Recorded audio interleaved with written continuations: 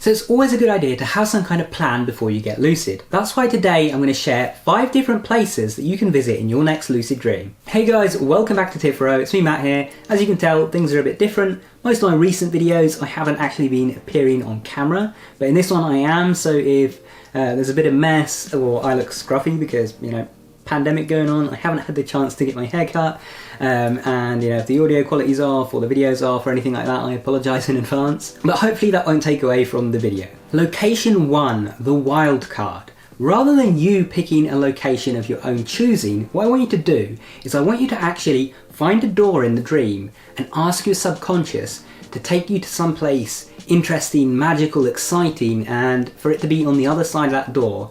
Then simply open up the door, walk through, and see where you end up. Sometimes when you do this, you'll just end up in a regular room, but other times you can end up somewhere really interesting. Location number 2, the Earth's orbit. We talk a lot about going to space in lucid dreams or flying through the sky, but there is that middle ground.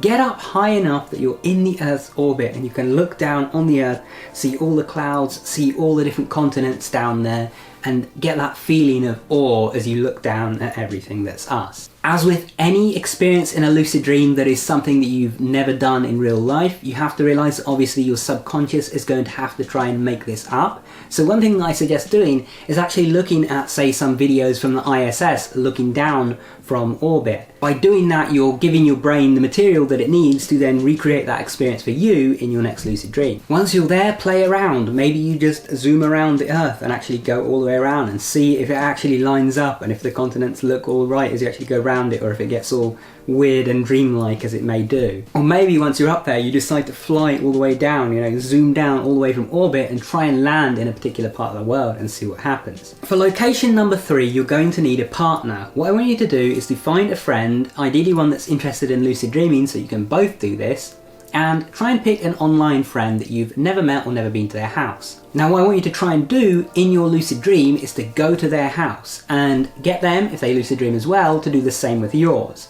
And what I want you to see is, just based on that person's personality and the things that you know about them, maybe the little tidbits they've said about their house, or you know, little photos that you've seen here and there, how accurate a representation of their actual house your subconscious can create. Does it get a very vivid picture of their house that, you know, when you describe it to your friend, they're like, wow, that sounds exactly like my house? Or does it end up being something completely out of the ballpark that's not even close to the place they live in? Location number 4 is your dream house, but you're not just going to go to, you know, your dream house and wander around. I want you to try something very specific. I want you to go to your dream house in this lucid dream, and I want you to find the bedroom and lay down in the bed in the exact same position that you're probably laying down in your real bed.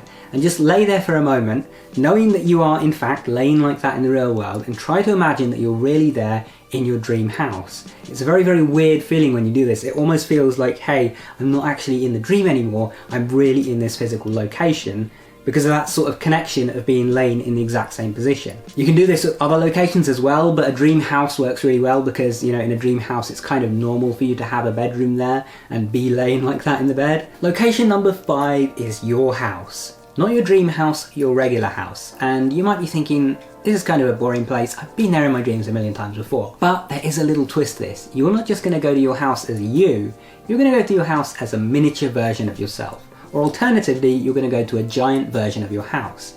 Yes, that's right, I want you to go into your house and either scale yourself down so you're tiny, or scale the house up. You can do this, you know, after you've entered the house or before if you find that easier, and try and explore your house from this completely different perspective. Now the reason I specifically suggest your house for this is because it's a place that you're so intimately familiar with that it'll be easier for your brain to kind of generate it from that completely different perspective than if you pick some place that you don't see that often or that you're seeing for the first time. That said, if you find that it works for you, experiment with other places and doing the same thing there. I hope you find some of these ideas fun and you do get to explore them for yourself. If you'd like to learn more about lucid dreaming, be sure to check out my lucid dreaming book. There'll be a link to it in the top right hand corner or down in the description below if you want to know more about it. And if you have any ideas of your own for places that people should visit, then leave them down in the comments below. Anyway, thanks for watching. Make sure you subscribe and enable all notifications if you want to stay up to date with my videos. If you want to keep watching, check out one of those videos on screen, go watch that, and I'll see you there soon. Take care.